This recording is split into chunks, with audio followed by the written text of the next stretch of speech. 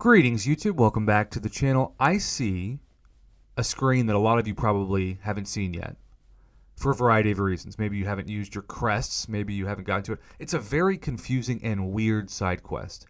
I only have 3 tiers available, even though I've completed technically 9. Tiers 1 through 8, plus you can see I've explored the Gladiator difficulty, but just because you explored it doesn't mean you have the set rewards for the challenge. You have to do it over and over and over and over and over again, and then over some more, which is kind of annoying.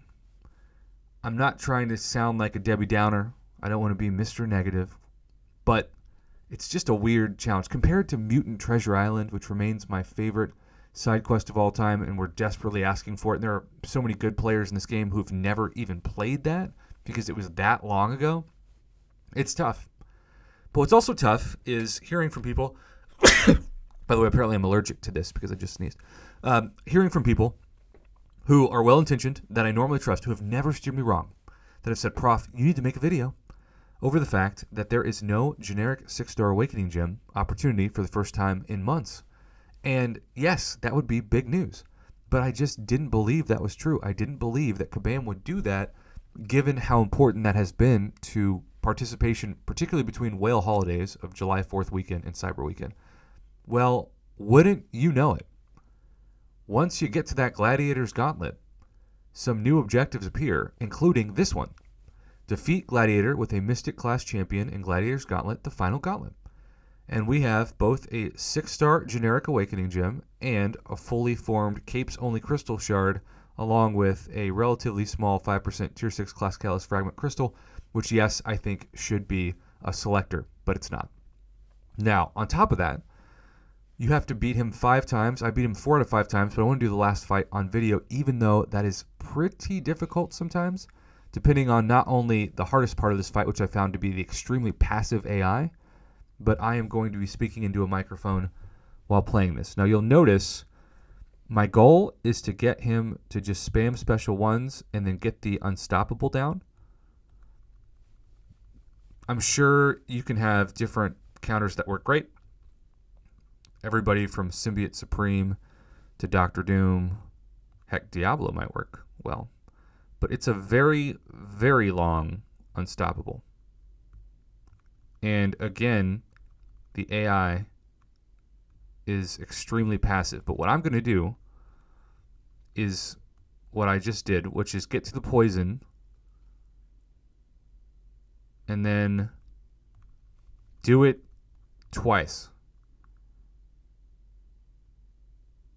And then to protect myself from the special 2, let's see. This is the most passive I have ever seen his AI, which makes me nervous about his special 2.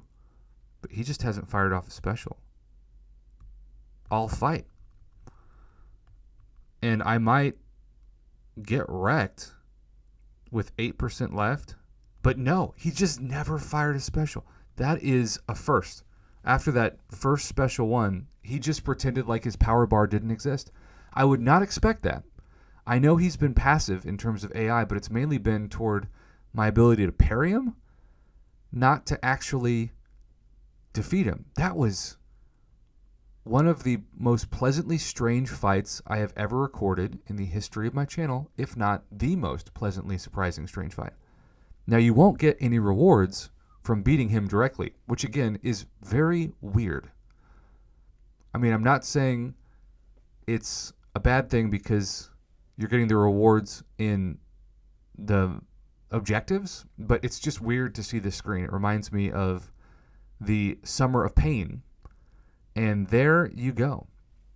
There is the screen that I've been excited to record.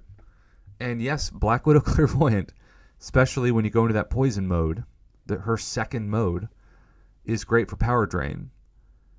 But the times that I got wrecked from him, and I was waiting to get wrecked on this video, to be honest, were the times that he goes to a special 2, in which I probably need to go into my Incinerate immune mode and that's just another example of why she's so good. She's a Swiss Army knife of so much utility in this game, especially when you know how to control those modes.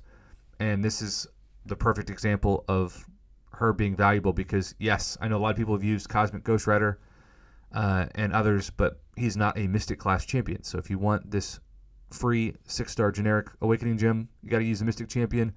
And I'm not saying that you can't use anybody else. I've just shown you who I used.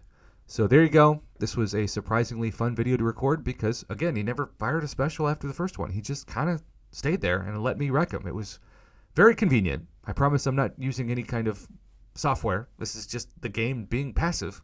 And in this case, a rare case, I'm thankful for it.